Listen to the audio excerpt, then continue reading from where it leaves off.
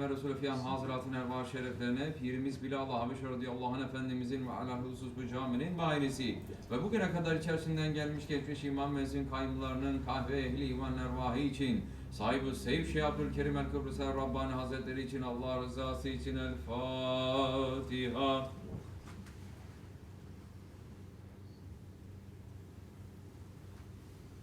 Euzubillahimineşşeytanirracim. Bismillahirrahmanirrahim. İnnallâhe ve melâiketehu yusallûne alen nebi. Ya eyyühellezîne âmenû salli aleyhi ve sellimû teslîmâ. Allahümme salli ala seyyidina Muhammedin ve ala ali seyyidina Muhammed. Allahu Ekber, Allahu Ekber. Allahu Ekber, Allahu Ekber. Eşhedü en la ilahe illallah. Eşhedü en la ilahe illallah. Eşhedü enne Muhammeden Resulullah. Eşhedü enne Muhammeden Resulullah. Hayya ale's-salâh.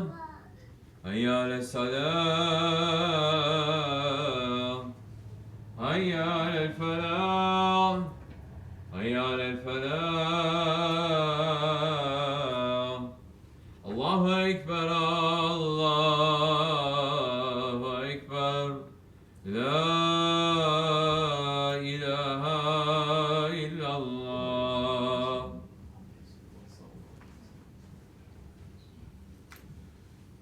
Elhamdülillah, elhamdülillah, elhamdülillahi rabbil alemin. Ve salatu ve selamu ala Resulina Muhammedin ve ala alihi ve sahbihi ecmain. Nahmedullah Teala ve nestağfiru ve neşhedü en la ilahe illallah vahdehu la şerike leh. Ve neşhedü enne seyyidina Muhammeden abduhu ve habibuhu ve resuluh. Sallallahu aleyhi ve ala alihi ve ezvacihi ve ashabi tabi'u lefe raşid mahadin. Min ba'di. Ve zalimati ala tahkik.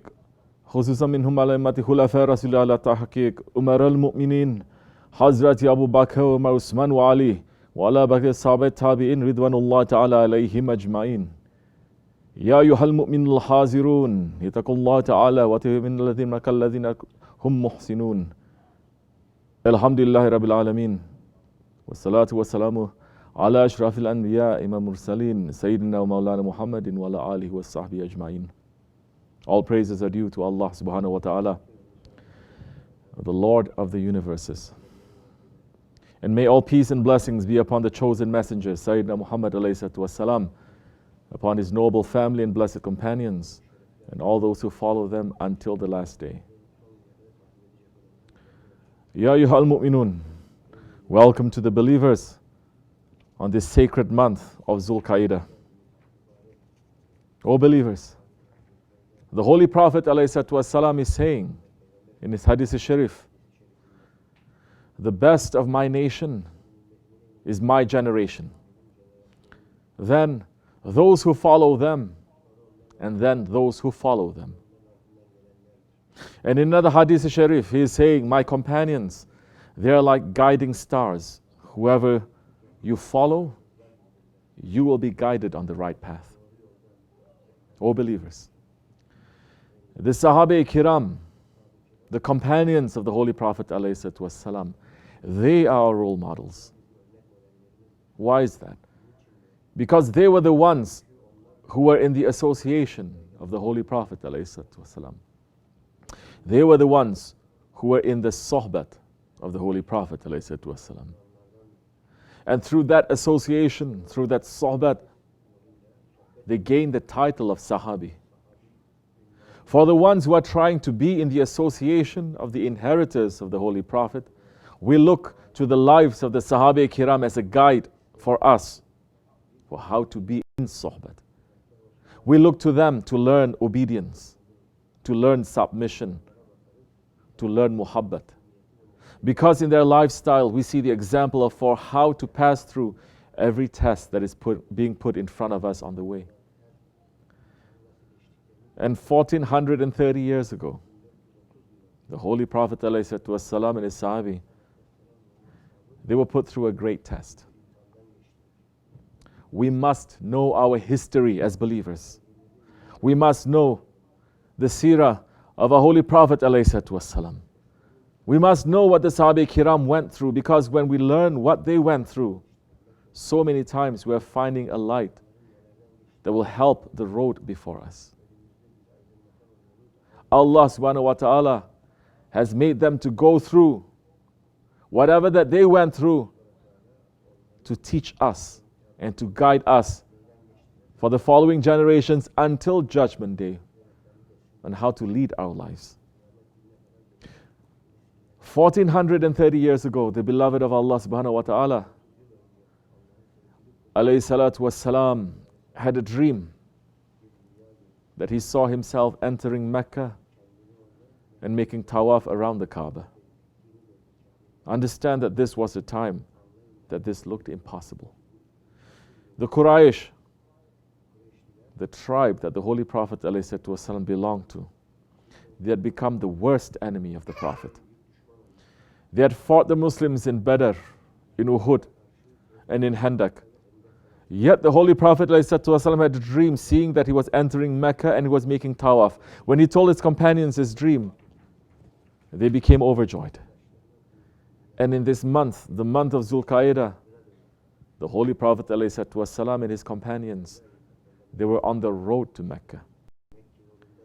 As they began to come near Mecca, however, it became clear that the situation was very difficult. It was impossible. Holy Prophet ﷺ sent a messenger ahead to see what the situation was in Mecca.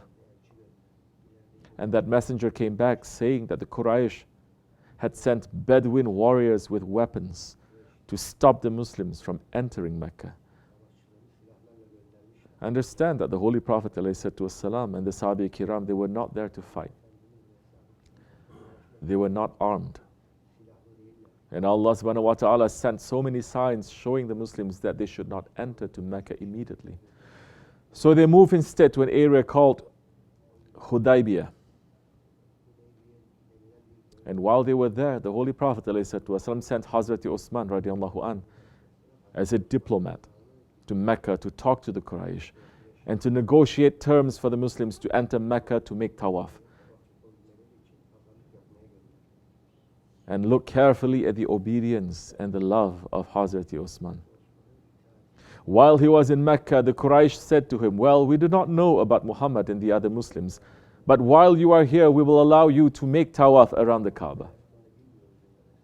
And Hazrat Osman said, I will not make tawaf until Rasulullah ﷺ makes tawaf. Later, people started making fitna and saying that he had made tawaf while he was in Mecca. And Hazrat Osman said, I declare by him who holds my life that if I were detained there for a whole year and the Prophet were to remain in Hudaybiyah, I would not have gone around the Kaaba until the Prophet had done so. The Quraysh did invite me to make tawaf around the house of Allah, but I declined. This is a lesson of obedience and love for the believers. He did not rush to make tawaf of the house of Allah until he could do so with Allah's messenger. So the Quraysh, they actually held Hazrat Osman as a kind of hostage. And when time passed and no news came about Hazrat Osman, rumor began to spread that he was murdered. So Holy Prophet ﷺ gathered all the 1,400 Sahabis who were with him under a tree, and they gave bayat to Holy Prophet ﷺ, the bayat al-Ridwan. And the Holy Prophet ﷺ put his hand on top of this, saying, this is the hand of Osman.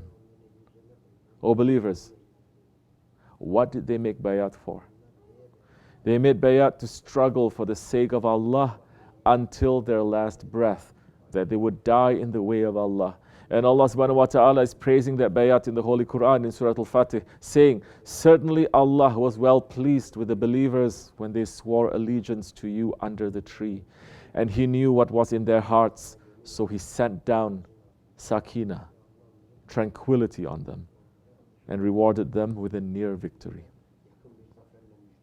After this bayat, the Quraysh came to begin to make diplomacy with Holy Prophet. They asked him, why have you come here? Holy Prophet said, I've come to perform the Umrah. The Quraysh are already wrecked by war. If they agree, I will make peace with them for a specified period, and they should give way to my companions and me. If they want, they may join with the group that others have joined, and this would give them a respite, will give them a rest. But if nothing is acceptable to them except war, then by him who holds my life, I would fight them until I lose my head or Allah makes his religion victorious. And the Quraysh, who had just suffered a tremendous loss in Khandak the year before, they decided to make a truce. When the diplomat came to the Prophet ﷺ's camp, he was shocked. The diplomat from the Quraysh was shocked. When he went back to the mushriks, he said to the Quraysh and to all the inhabitants of Mecca, O my nation, by Allah, I have taken delegations to the courts of kings. I have been to Khusraw, Caesar and Najashi as representative. By Allah, I have never seen a king whose courtiers respect him the way the companions of Muhammad ﷺ respect him. By Allah, when he spits, his spit falls on the hand of any one of them. That person in turn rubs it over his own face and body. When he gives an order, they rush to fulfill that command. When he makes wudu, it seems that they will end up fighting each other to get the water used by him. Before him, they lower their voices, and out of extreme respect, they don't even dare take a good look at him. And so they began to make the terms of a treaty. And the Quraysh were very disrespectful when they were writing the truce. One of them began playing with the Holy Prophet's beard, trying to put the Prophet down. When Hazrat Abu Bakr saw this, he pulled out his sword and said, if that hand touches the beard of the Prophet again, it will not be allowed to go back. After the treaty was written, the Treaty of Hudaybiyah, it looked like it was unfavorable to the Muslims. It said the Muslims could not perform Umrah until the next year.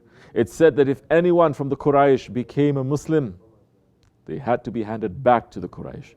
But that the Quraysh did not have to give any Muslims back to the Prophet.